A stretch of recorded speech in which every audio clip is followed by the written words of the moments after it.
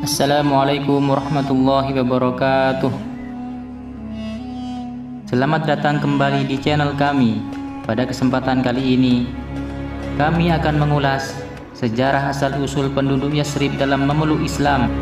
Kota Yathrib berpenduduk asli suku Aus dan suku Khazraj. Di samping mereka, orang-orang Yahudi juga menetap di sana. Meski bermuamalah dengan penduduk suku Aus dan Khazraj, orang-orang Yahudi tidak bisa menutupi sikap permusuhan mereka. Pada waktu musim haji tiba, datanglah ke Mekah kabilah-kabilah Arab dari segala penjuru tanah Arab. Di antara mereka itu, jemaah Khazraj dari Yathrib.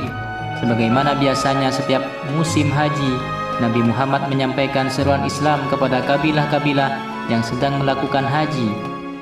Mereka sudah mempunyai pengertian tentang agama ketuhanan dan kerap kali mendengar dari orang Yahudi di negeri mereka tentang akan lahirnya seorang nabi pada waktu dekat. Segeralah mereka mencurahkan perhatian kepada dakwah yang disampaikan Nabi kepada mereka itu. Pada waktu itu juga mereka langsung beriman setelah mereka yakin bahwa Muhammad itu nabi yang dinanti-nantikan. Peristiwa ini merupakan titik terang bagi perjalanan risalah Muhammad SAW. Orang Khazraj yang masuk Islam ini tidak lebih dari 6 orang, tapi merekalah yang membuka lembaran baru sejarah perjuangan Nabi Muhammad SAW. Setibanya mereka di Yathrib dari Mekah, mulailah mereka menyiarkan kepada kaum kerabat mereka tentang kebangkitan Nabi akhir zaman Muhammad SAW yang berada di Mekah.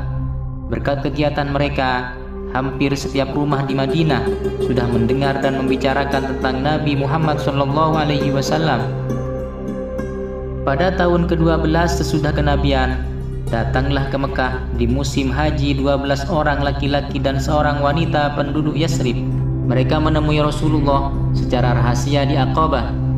Di tempat inilah mereka mengadakan baiat atau perjanjian atas dasar Islam dengan Nabi, bahwa mereka tidak akan mempersekutukan Allah, tidak akan mencuri, berzina, membunuh anak-anak, memfitnah, dan tidak akan mendurhakai Muhammad SAW.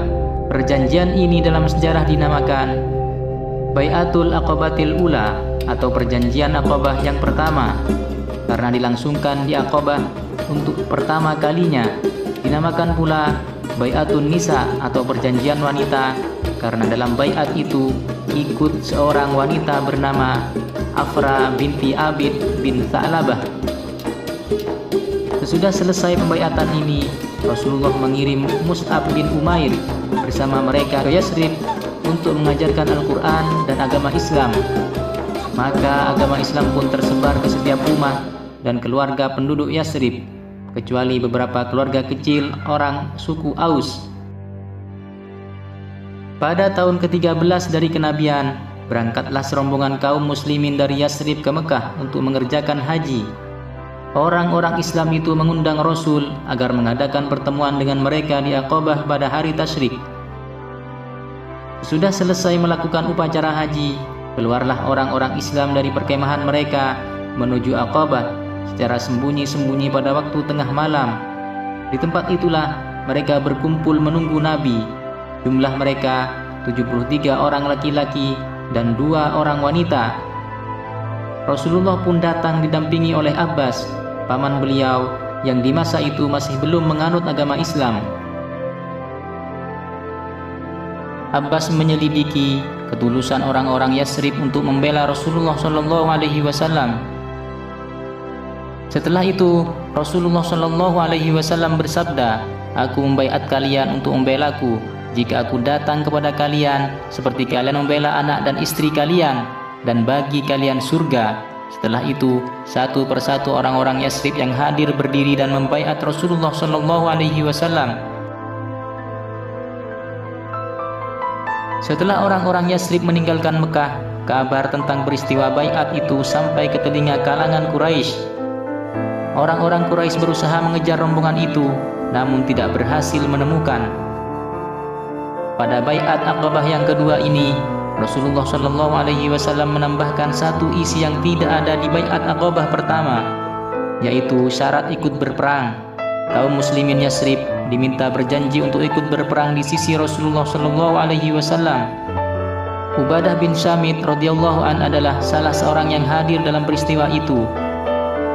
Ia berkata, kami telah berbaiat kepada Rasulullah SAW pada baiatul harbi atau baiat perang, untuk mendengar dan setia dalam keadaan susah dan senang, dalam keadaan bahagia dan sengsara, serta mendahulukan kepentingan dakwah atas kepentingan diri sendiri, tidak akan menentang urusan dari ahlinya, mengatakan yang benar dimanapun kami berada, serta kami tidak akan takut kepada celaan orang lain dalam menegakkan agama Allah.